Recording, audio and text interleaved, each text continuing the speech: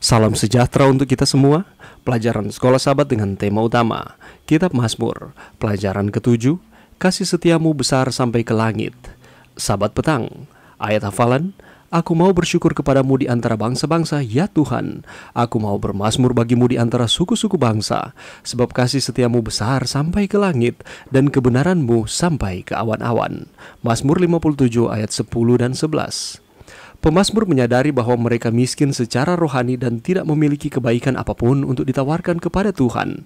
Artinya, mereka tidak memiliki apapun dalam diri mereka sendiri yang dapat menopang mereka di hadapan tahta suci Allah. Mereka mengerti bahwa mereka, seperti halnya kita semua, membutuhkan anugerah Tuhan. Singkatnya, mereka membutuhkan Injil. Mazmur menekankan fakta bahwa orang sepenuhnya bergantung pada kasih setia Tuhan. Untungnya, kasih setia Tuhan itu kekal, sebagaimana dibuktikan dalam ciptaan Tuhan dan sejarah umat Allah. Di hadapan Allah yang kekal, kehidupan manusia sementara sama seperti rumput, tetapi Tuhan mengasihani manusia dan memperbarui kekuatan mereka, dan di dalam Dia mereka memiliki janji kekekalan. Umat Allah merasa nyaman dengan kenyataan bahwa Tuhan setia pada perjanjiannya.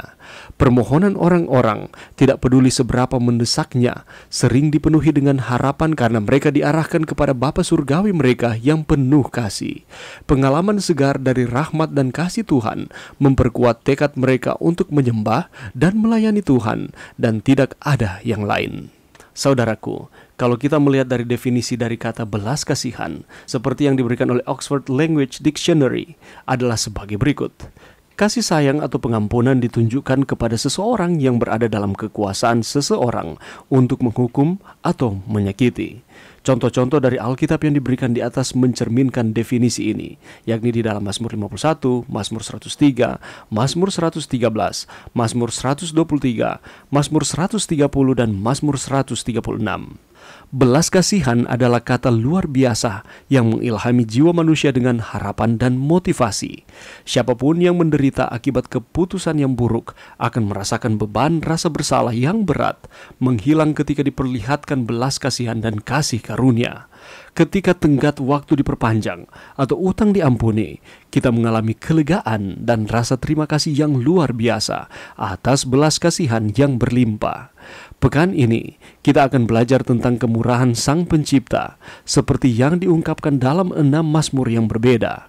Belas kasihan dalam Mazmur digambarkan dalam manifestasinya yang tertinggi, belas kasihan yang kudus kepada orang berdosa, rahmat dari Allah yang siap mengampuni dan menebus karena kasih karunia-Nya. Ketika kita membaca 6 Mazmur dalam bahasa Ibrani asli, kita menemukan bahwa Mazmur menggunakan 4 kata Ibrani yang berbeda untuk merujuk kepada apa yang kita sebut rahmat. Untuk memahami 4 kata ini dan implikasinya akan memberikan kita pemahaman yang lebih dalam tentang kasih Allah. Ketika kita mengkaji istilah-istilah Ibrani ini, mari kita renungkan bagaimana pendapat yang mereka berikan kepada kita meningkatkan konsep pribadi kita tentang belas kasihan atau rahmat. Saudaraku, sepanjang minggu di depan ini kita akan kembali dikuatkan dengan mempelajari akan pelajaran Sekolah Sahabat, pelajaran yang ke-7, yakni kasih setiamu besar sampai ke langit. Di dalam pelajaran ini kita akan mempelajari bersama bagaimana kasih setia Tuhan nyata di dalam kehidupan kita dilihat dari konteks kitab Mazmur.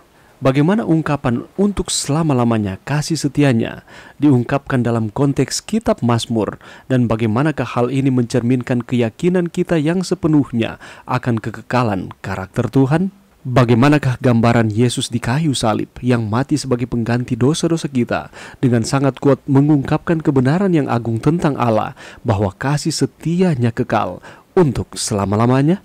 Apakah makna mendalam dari doa "Jadikanlah hatiku tahir" dalam konteks kitab Mazmur, dan bagaimanakah pemahaman ini dapat membimbing saudara dan saya di dalam kehidupan kerohanian kita?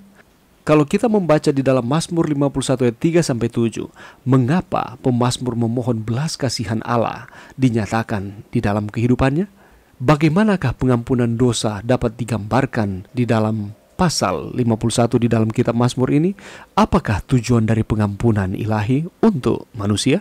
Selanjutnya adalah bagaimanakah konteks di dalam kitab Mazmur ini menggambarkan upaya manusia untuk mengaku kesalahan dan memohon pengampunan Tuhan. Khususnya ketika pemazmur menyatakan, jika engkau ya Tuhan mengingat-ingat kesalahan-kesalahan, bagaimanakah gambaran beratnya dosa dan harapan bagi para pendosa? Kalau kita membaca di dalam Mazmur 113 dan 123, ada dua aspek yang berbeda dari karakter Allah yang digambarkan di sini.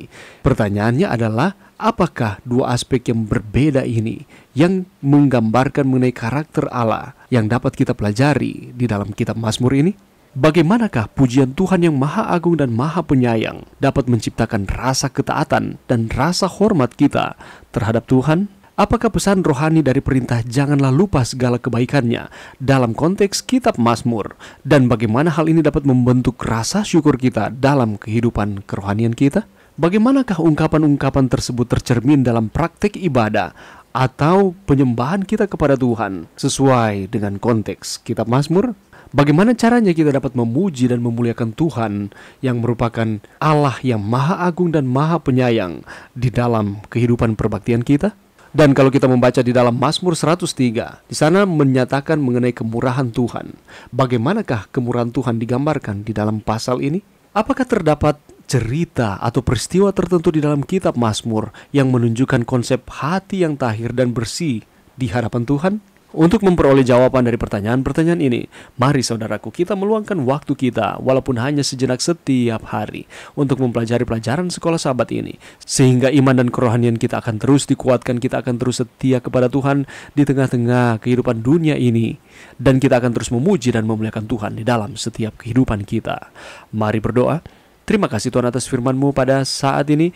Terima kasih Tuhan karena firman yang baik yang kami akan pelajari sepanjang minggu ini dapat memberikan manfaat bagi kami, untuk kami terus berpengharapan di dalam Tuhan. Ini doa kami Tuhan di dalam nama Yesus. Amin.